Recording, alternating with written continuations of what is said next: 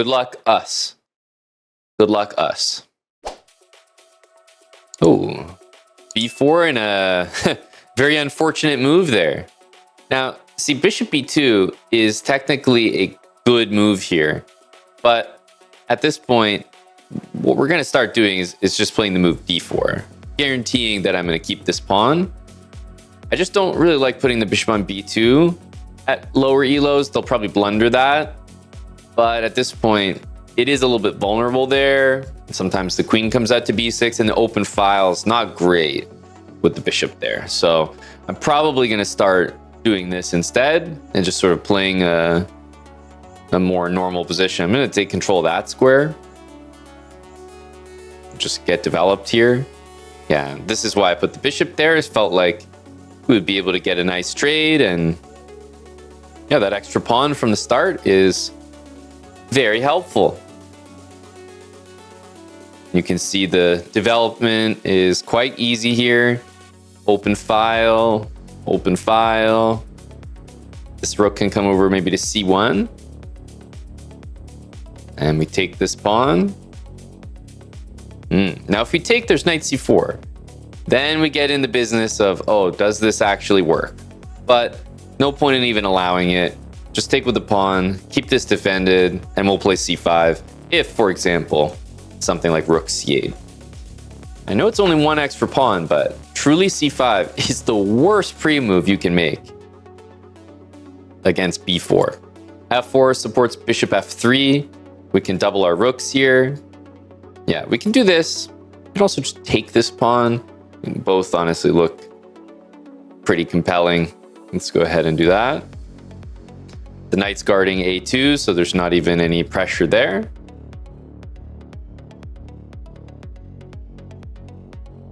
Now we can assume that knight d5 is coming, so perhaps I'll play bishop c4. Again, this is defended twice now. Let's double the rooks. Our king has an escape square. We have a really, really, really solid pawn structure. And we'll just trade. I think the easiest is to give up that pawn and go for this pawn. And now I know for sure that if we push this pawn, we'll make a queen if the rook goes there, because we have rook c5. So I will start by pushing this and then getting our rook behind the pawn, and that should be winning.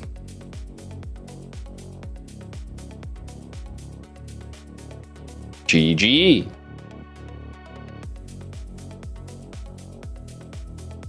Good game. Well, I mean, there's not much to say here. It's b4 is an absolutely stunning move against the pre-move c5. Who would have thought? I've had a few people play it. It's not too common, but if people are pre-moving this, it's actually a really bad one against b4. And going forward against high-rated players, once you win this pawn, you should protect it with the center pawn. And I don't really like putting the bishop here anymore. There's just no point. I'd rather just... You're guaranteed to have an extra pawn here. Black has to play something. So I'd rather not have the bishop on a square where I expect perhaps a queen to show up. So for all those reasons, I think we just go for some sort of solid setup like this. Make sure to take our extra pawn and just castle normally. No point trying to play the, the full Polish anymore with bishop to b2 when it's just not necessary. Black's made a pretty big blunder in the opening. Take the extra pawn and develop a bit more conventionally. All right, we've got the white pieces, which means the b4 speed run continues. And yeah, when we get to a spot where finally that pawn is attacked, you usually push it forward.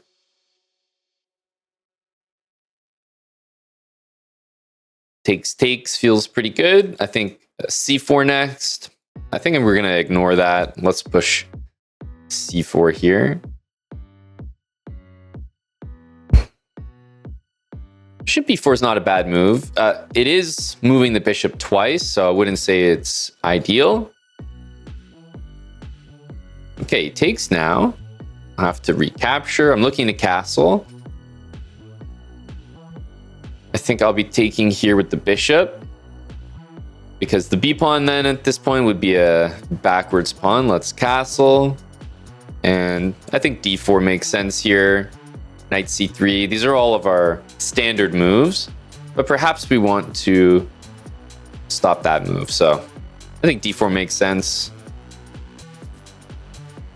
Knight c3. We always have this question to take now because the knight moved, so there's no knight takes back on c6. But I think I'm going to leave it. It's still really nice to recapture with a piece here. Our bishop's going to get hit. I think we can take a step back. Staying on that b5 pawn. And I feel like this queen can go on either of these squares. So let's have a think here after knight d5. Taking is an option, and not a bad one, because we're actually quite far ahead in development, even though it seems like maybe that's just an equal position. I don't think that's the case. Knight e4 is there, or the perhaps more simple queen b3, which I think we'll go for. Rooks at d1 and c1 makes sense to me. If black takes, I think we'll take back. Yeah, we're ready to make all these trades. Still recapturing with the bishop, I think. I just don't see the point in giving a pass pawn like that. Knight e5 seems to be the right move here. I think I will just take on d7 after that. Knight d5. Queen c2 does make a threat, but remains to be seen whether knight there is any trickery. Yeah, no, I think we can get away with this. Knight b4, bishop h7. There's knight f7 there, so kind of have to go this way, but then queen c5 gets me out of trouble, and we'll always be able to retreat this bishop. So queen e7 actually gets mated, so it does need to be rook e7. This is a one of the more obscure mates that you could ever get. Checkmating king on f8 with a knight because of a pin, and then you've got this random bishop on h7 taking away the other escape square. Can't say that I've ever experienced this checkmate before.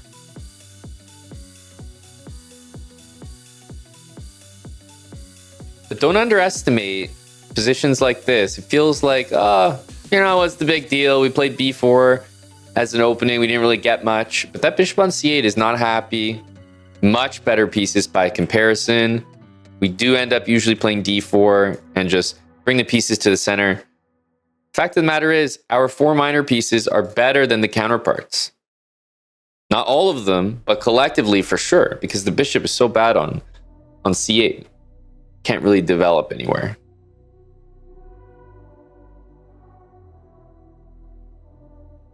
And we're always going to be a little bit better in positions like this. That pawn is no good. Our extra pawn is in the center. Black's is blockaded and backwards. And if you play this, well, I was going for a position sort of like this, where white is also doing quite well. The pawn majority here for black is no good. Bishop's on a great square. And if you don't do that, I don't know, something like this, it just feels like that type of position is inevitable, where our bishop will go here, the rooks come to like c1 and d1, and yeah, we're just going to be better with this pawn majority compared to this one. No doubt about it. All right, we got b4, bishop b2, and the pawn gets defended, and it gets really defended. There's no capturing that. I'll go with c4. I'll leave this pawn here. I don't usually like to voluntarily just play b5. Perhaps not till a little bit later. I don't think that e4 can be played due to that. I think we can start with h3 always. And now bishop e2. Okay, so this is a good reason, right, to play b5. And now knight b4, we would play a3. Our opponent a little bit wise, decides to rightly bring the knight back. And after knight d7, I think d4, going with our typical expansion is the right thing to do. Here, I think no different. Let's do this. Of course, we want to take that. d5 is mandatory now to defend the e-pawn.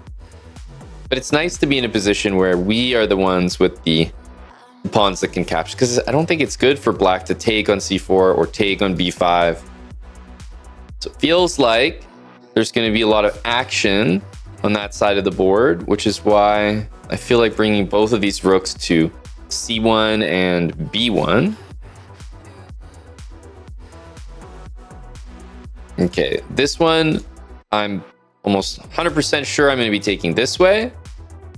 Further undermines everything, right? You don't want to be recapturing the same way, but here undermines this. And don't forget that pawn is also going to be a target for us.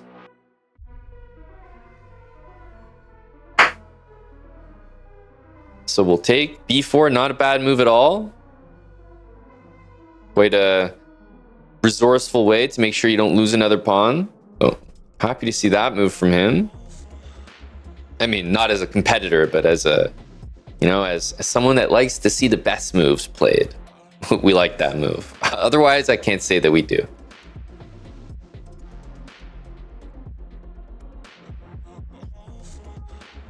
Okay, is it time to bring a few pieces in, make a few threats? Let's try knight c5 and, well, see if it gets taken first of all. I'm happier having the center pawns than the doubled pawns over here. I definitely believe that. Technically, it's a double attack, but there's some moves here. Knight b6, namely.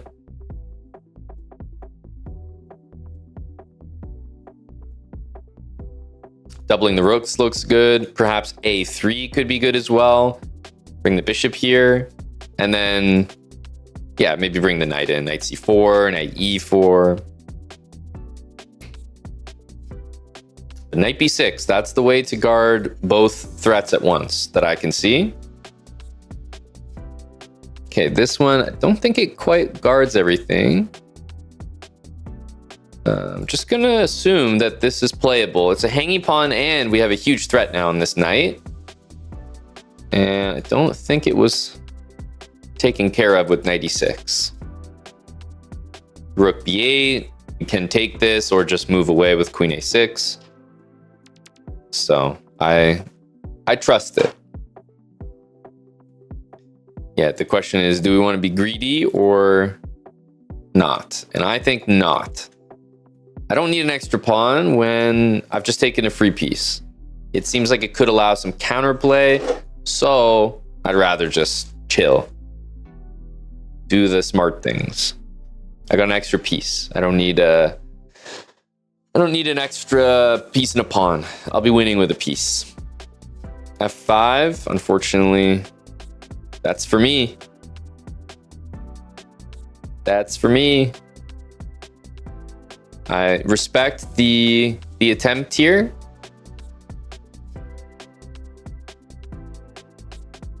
We can invade on the 7th rank here.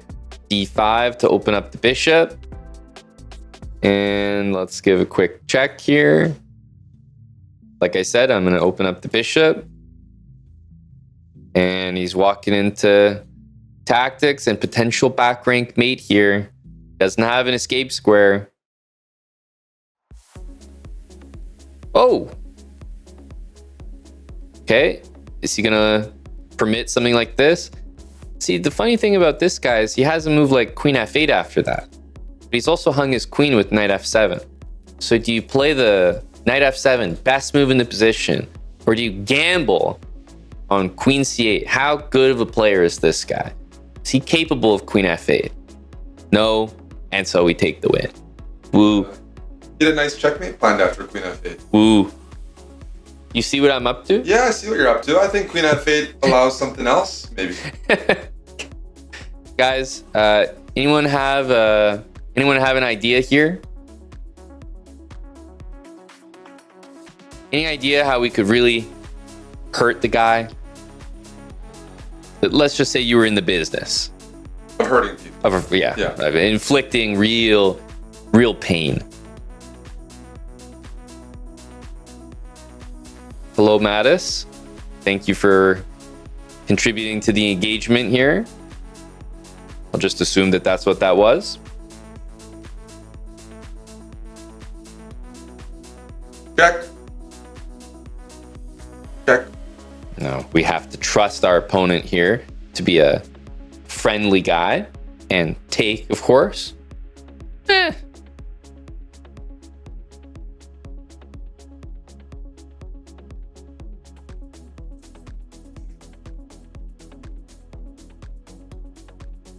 We want to make sure we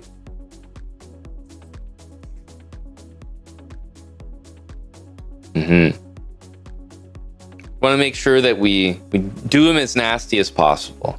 You know, if you're really in the business of hurting someone, you might take some pawns here. You might take your time. I think this is what Chief Eric had spotted in the background. He had seen that a nasty windmill could really be set up there. If you were in the business of hurting people, of course. Breaking some kneecaps. Okay. I was going to say knight f3. I mean, I might still play it, but at least I will pause to consider what to play after bishop g4, which is definitely a move that needs some, careful consideration. I am going to play knight f3, and I think I'll take with this pawn if he would capture. Remember, we still can take on g7. Now the pawn can be captured, so I am thinking about this.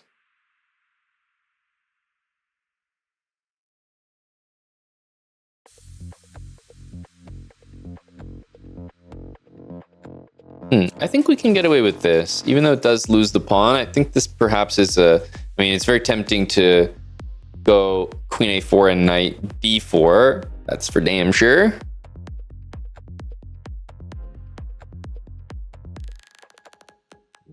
Yeah, I think it's possible that this could lead to winning material on g4, but we'll have to see. It's a bit it's not exactly guaranteed.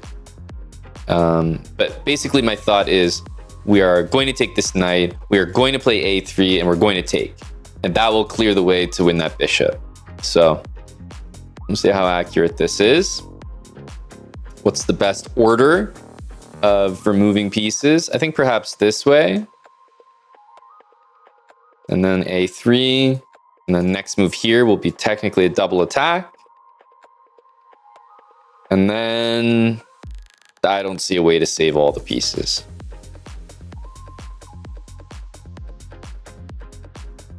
And there we go. Okay, there's no threat here, so I think we can just continue with bishop c4. We've got our knight that isn't developed yet and is saving our skin here.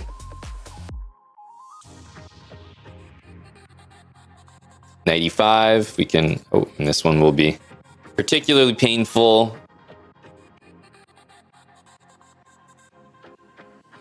GG. A nice quick one there based on some tactics. Yeah, I mean, they always say in chess, like, you're not really supposed to play too many openings where you bring both bishops out before any knights. And putting them both loosely out here without any support, asking for trouble. And I think queen a4 simply takes advantage of that. It does require some understanding, some vision here. You don't just set this up out of nowhere, but I just know spidey senses are tingling when I see these two bishops out here, and bishop takes b4 is a step too far. The nice thing for me is, while queen a4 I believe is actually winning here, I also think queen b3 and a3, you know, with pressure on the center and b7 is also just very good. So I felt that we had something good regardless here. Okay, b4, bishop b2, and knight h6. Okay. What is going on here? Guess we'll kind of play our regular sort of moves. Knight h6 is such a funny looking move. a5. Well, I'm thinking that I might play b5 here. A3 is another way to support things, but I don't really see anything wrong with b5 because we can support it with a4 and c4. I wonder which one is better here. Yeah, perhaps c4. It's a move I would play anyway. e6. I think let's just continue to develop and castle. The knight on f5 somehow looks a little bit artificial to me. Knight d6. Oh, really strange kind of gameplay here. So bishop d4, I think, gets me out of, let's say, the hot water of perhaps losing my bishop. Although a4 or knight c3, I don't even think I mind it. So I might just allow it. I don't know. I find myself intrigued by this move. Knight takes c4. I mean, I don't think we're seeing moves like this from our opponent. And yeah, I actually don't think it's good as well.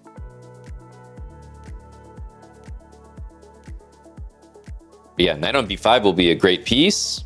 Rook on b1 looks quite good as well. Anyway, black is clearly doing something a little crazy here. Queen out, and then a knight that's moved like 3, soon to be 4 times just to take a bishop cannot be correct. Okay, I think that rook b1 is a pretty fair move to play here. Guards the bishop, it also lines up against the queen. And this move, we have bishop g7, we also have a3. So, what do we do? I think I'm going to play a3 because it's possible that he goes all the way back. No, he just goes here. Yeah, I think we're just going to take those. It's a pretty bad position. We have knight d6, which will win some material. My thing is, I'm annoyed I even have to lose 2 pieces here. That's going to win the queen. And yes, we do lose our bishop. Okay, he's going to resign. I think 2 pieces for a queen you play on, but just he missed the idea. So obviously, losing the queen, pretty big deal. But this is never going to work. I mean, knight h6, there's no way. The nice thing about my setup is I haven't really changed the moves. Everything we've done, I think, is really standard for what you expect in this opening. Black is doing something crazy here, not moving a single piece. Get the queen out, moving a knight 10 times, and we're just developing. Rook b1 is another standard one, and okay, at this point, there are tactics in the air, so we just take advantage of that. Okay, here comes b4, and of course, we've got bishop to b2 next. This is a concern, so black usually needs to play knight f6 or f6. And we've seen something like this before. I will now defend my pawn because I don't have a counter threat on g7 anymore. And we've also seen this, looking to perhaps attack the bishop.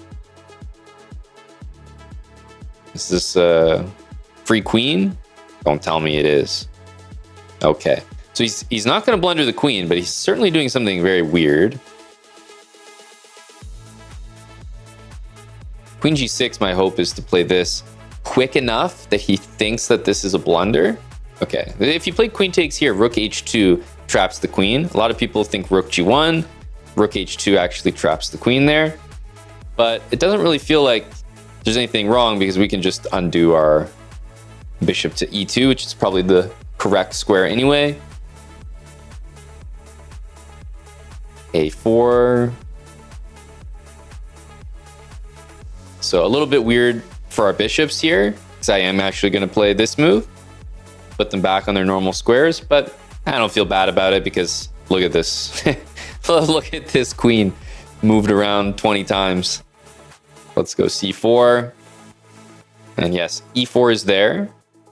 Definitely need to be thinking about that. Perhaps takes, knight c3. d4. These are all the moves we're thinking about.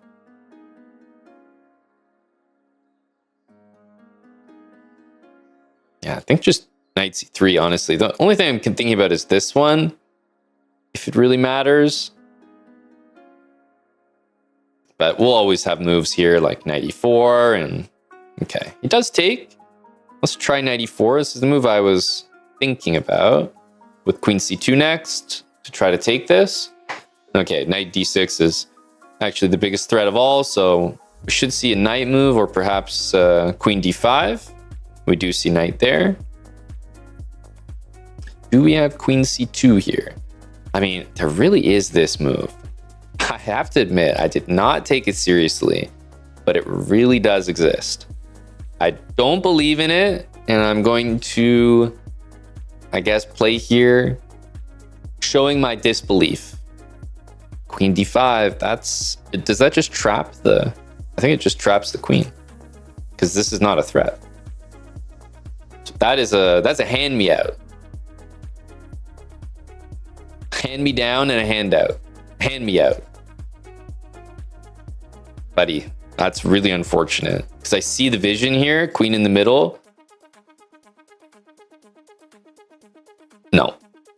There's no tricks, there's no nothing. Yeah. We got to take this.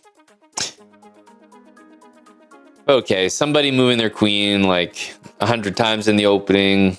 They're not set up for success. I think we can all agree on that. I'm going to castle and next move d4. Just make sure that our queen doesn't get trapped. Queen h4. No.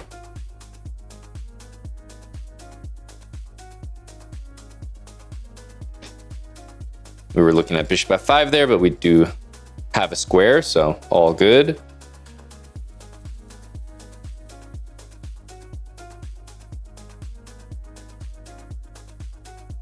fc5, we can invade perhaps further with queen d6.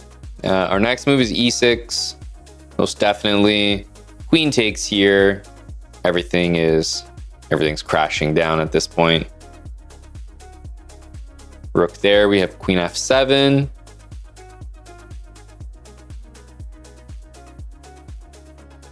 I think rook d1. Covering some important squares where perhaps the king might want to run to. Even though this is tempting, there is knight there. So I think I'm actually going to take with the pawn, continue to restrict all of these minor pieces and where they want to develop to. And now I think it's time for knight g5 and a rather intriguing checkmate with queen f7 and knight h7. There's nothing you can really do. I mean, even knight takes h7 is a threat, but I suspect we'll see this and we'll give this check. And then just because it's not really necessary, probably give up this rook and deliver a nice checkmate with knight h7.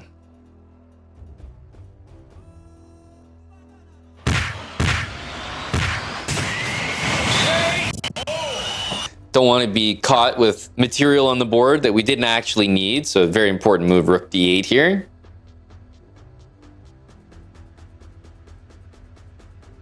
Hello to Buddy Pranav.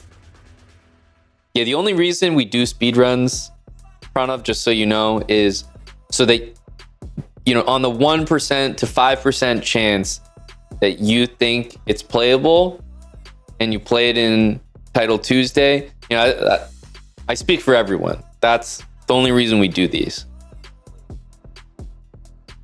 When you played the 4 knights, knight d5, there was fireworks were set off in the stream. Everyone knows those are the jackpot moments. That's why we do this.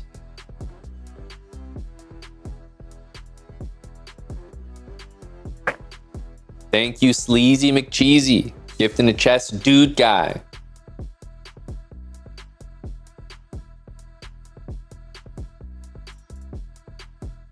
Yeah, we have knight c6 as well. I think Buddy Pranav can say that he's played 1b4, but I don't think, Jumpy, that he can say that he's played knight c6 the way that we play it. I'm willing to believe that. Because, yeah, great. You played b4. Congratulations. But there's no way he's played knight c6. No, that doesn't count, Jumpy. Playing one knight c6, that's nowhere close to what we're doing. This is a very specific move. One knight c6, I believe. But one knight c6 and f5? No way. This is fresh. This is stuff that even a guy like Pranav would have to watch the speedrun to understand. You don't just have this on deck. Thank you guys so much for making it to the end of another episode of the 1b4 speedrun. I hope you found this as tricky and successful as I did in the series. And remember to subscribe to the chessbrah YouTube channel if you're not already, and turn on post notifications so you don't miss when we drop our next upload.